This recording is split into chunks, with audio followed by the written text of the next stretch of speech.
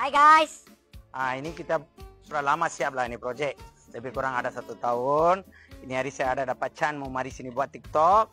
Ini tempat persatuan Dayana Persatuan.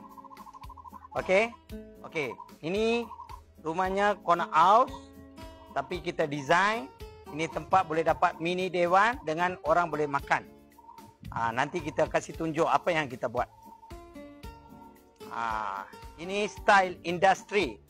Kita main dengan besi dengan pure metal. Nanti kita tunjuk dalam apa macam kita design. Jom. Okey.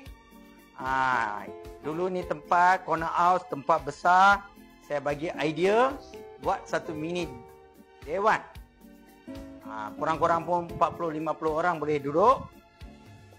Boleh tengok. Jom. Kita main dengan aluminium glass, dengan polo. Kita design. Ini konsep style industri. Kita pasang lampu pun kita tak kasih nampak wire. Lepas tu kita main bata industri style. Okey.